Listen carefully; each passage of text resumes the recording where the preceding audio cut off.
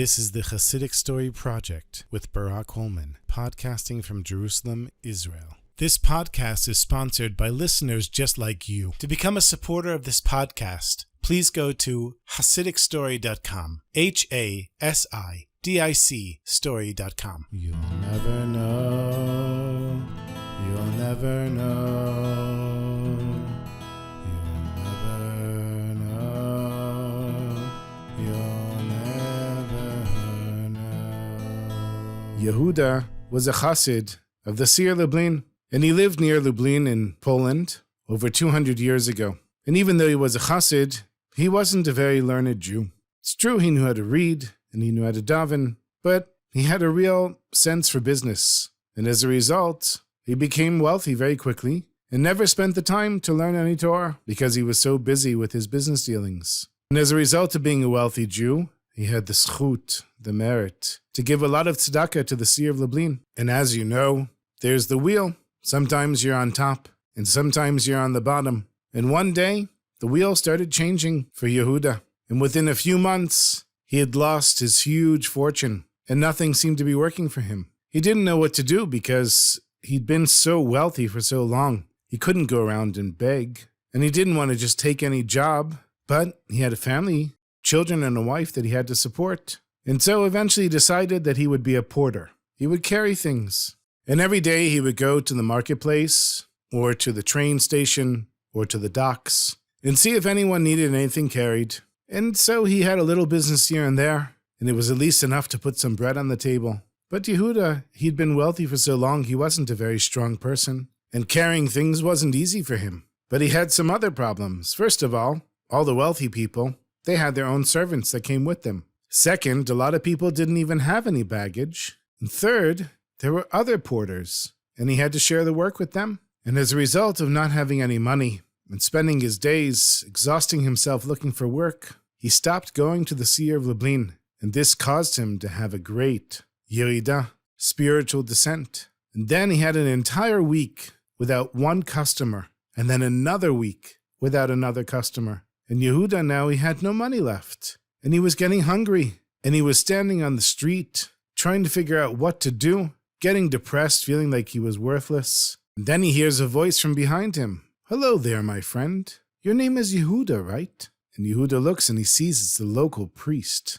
And the priest shakes Yehuda's hand and he says, I've seen you here working for a long time, and you don't seem to be making any money, right? Listen, if you want to work, I have some work at the church. If you're interested, come to the church later today and we can discuss it." And then the priest shakes Yehuda's hand. Now Yehuda knew that the church was the enemy of the Jews, but he said to himself, "But why is it so bad to interact with Christians? Is that such a big deal?" And then he stood there for a few more hours, and without any new customers, he decided to go to the church and see what the priest had to offer him.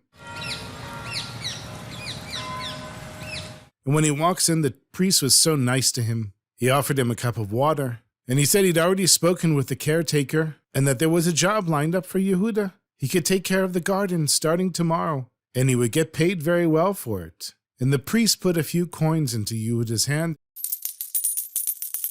and he said, "Listen, this is just a loan until you start working. Don't worry, it's just a loan. You can pay me back tomorrow after you get paid." And Yehuda thanked the priest. But the next day, when he showed up for work, the priest, who was very friendly just like before, he said, "Yehuda, come, sit down. Let's have a little chat before you start working. Yehuda, you seem like you're a very intelligent person. Doesn't it make sense for you to become a Catholic? I mean, can't you see that Judaism isn't working for you? Just look, you used to be such a wealthy person, and now you're begging for money. The reason is because your God is too far away from you. Just look at our churches. They're big and beautiful. And look at your little shuls. They're broken and falling apart. We're successful, and you Jews are a failure. If you want to be successful, you need to join us." Now Yehuda was not happy in hearing this from the priest. And the priest noticed it in his eyes, and he said to him, "Listen, I'm not telling you to stop being a Jew. No, not at all. All I'm going to do is sprinkle a little bit of water on you. You just come and hang out at church on Sundays, and that's it. I'll give you a job, you'll have money again, and I'll bet your rabbi can't do better than that." So Yehuda went home confused, and he didn't know what to do. He knew that he was a Jew, and he wanted to stay a Jew, but he didn't want to stay hungry. And here the priest is offering him something. Then he had an idea. He could just pretend to be a Christian. He would still be a Jew and do everything as a Jew, but he would go to the church on Sunday and hang out. Is that such a big deal? And on the way home, he stopped off in the shul, and he sees that nobody's there. So he goes and he puts his head in the Aron Kodesh. He says, listen, Hashem, I'm so hungry and desperate, and I'm sorry to say this to you, Hashem, but you're really not helping me very much. And I wouldn't really change my religion. It would just be so that I could have some work. But when he got home, Yehuda's wife wasn't confused at all. She said, listen, my husband, I might be a simple woman, but I think before you change your religion, you should go to your Rebbe, the seer of Lublin, and ask him. And so 2 days later, Yehuda was standing before the great tzaddik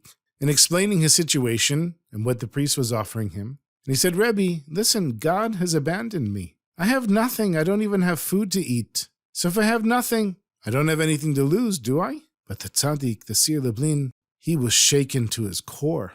That Yehuda, one of his Chassidim, would even consider becoming a Christian for this? And then the seer Lublin said to him, listen, you have a good point, Yehuda. But if you have complaints about how Hashem is treating you, then you better take him to the Beit Din. And Yehuda said, what are you talking about, take Hashem to a Beit Din? The seer Lublin said, forget about the priest. Let's bring Hashem to the Beit Din. The seer Lublin said, Yehuda, if you agree, I'll get together 3 rabbis. They'll be the Beit Din, and you can state your claims before the court. I will be the defendant for Hashem, and you state your case. And then after they hear all the sides, the Beit Din will decide the case. So Yehuda agreed.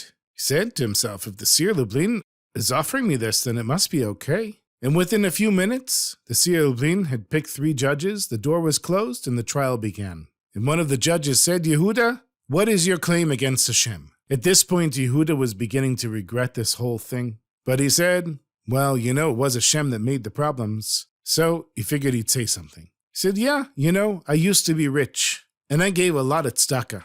I gave more than 20%. And then for no reason, I lost my fortune. And now I'm so poor that I don't even have a way to feed my family. I want Hashem to give me all my money back.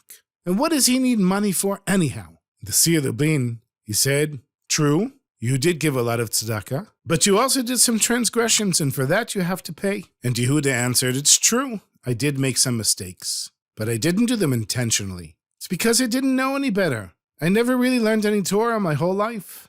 Ah, said the seer Lublin, that's no excuse. You used to have a lot of money. If you wanted, you could have found the time to sit and learn, or hired a teacher to teach you. Then Yehuda said, well, I know a lot of wealthy Jews who don't know Torah either, and they don't even keep the mitzvot so well, and they didn't lose all their money. Why should I have lost mine? To which the seer Lublin said, it wasn't Yehuda's place to figure out why Hashem did one thing or another. And no matter what, whatever mitzvot he did in this world, he's going to get the reward for it in the world to come.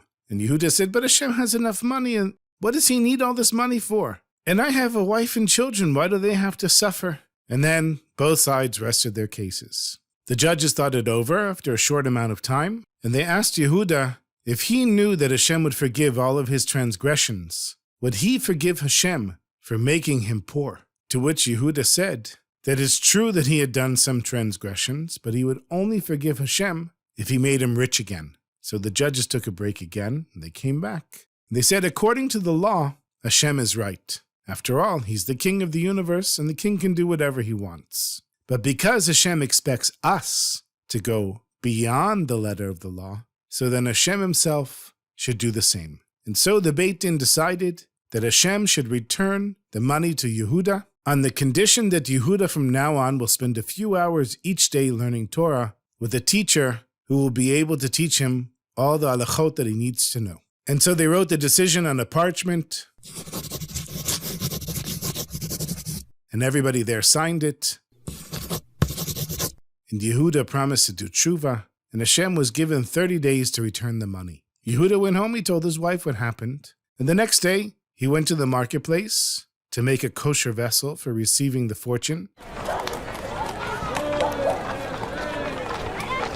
And he stood there all day waiting for the fortune to come, from morning to night shouting out, who wants a worker? Who has something to carry? But nothing happened. He barely even made any money. It was the same thing the next week and the week after, and he was just barely keeping his family from starving. And finally, it was the 30th day. He didn't want to go back to the priest, but It's been 30 days. And if Hashem wasn't going to keep his end of the deal, then why should he? He'll just go to the priest and get the job.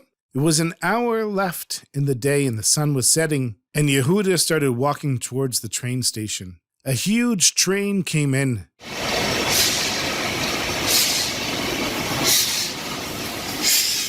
And rich people started getting out of the first-class coach. He started saying, "Anyone want a porter? Anyone need a porter?" But everybody was rushing past him. And then the train sounded a few whistle blasts and slowly pulled out of the station.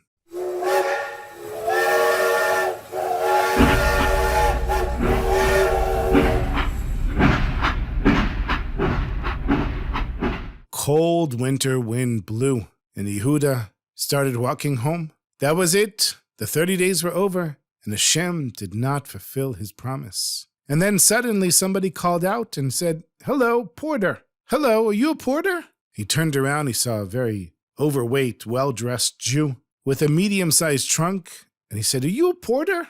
Yehuda said, Yes, I'm a porter." And the wealthy Jew said, "Good, keep an eye on this for a few minutes. Maybe 5 minutes, no more. I'll be right back." And he gave Yehuda a silver coin and rushed off into a side door. He said, 5 minutes, I'll be right back." Everybody had left the train station at that point. And an hour later, the wealthy Jew still hadn't come back. He waited another hour, and the wealthy Jew still didn't come back. So he took this heavy trunk and put it on his shoulder, and it was so heavy he could barely move it.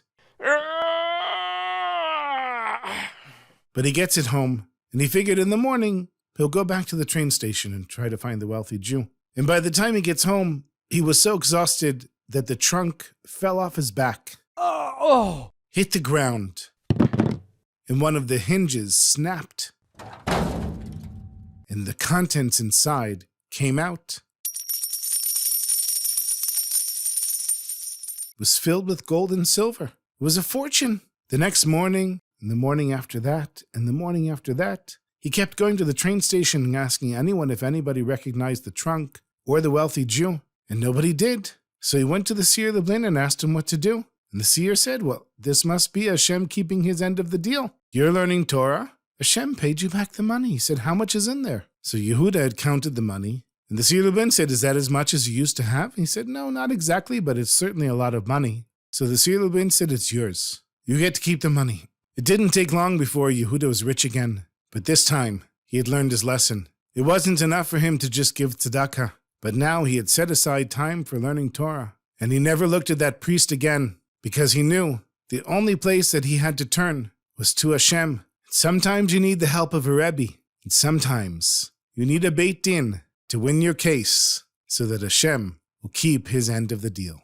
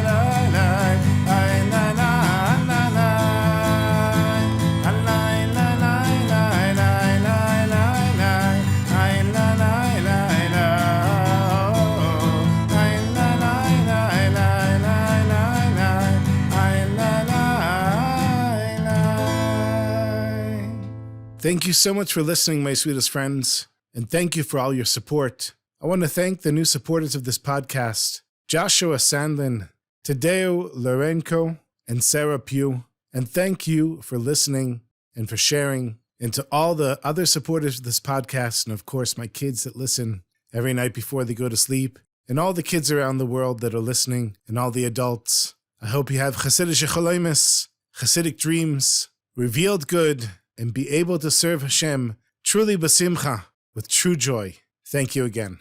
To become a supporter of this podcast, please go to HasidicStory.com, HASIDIC story.com.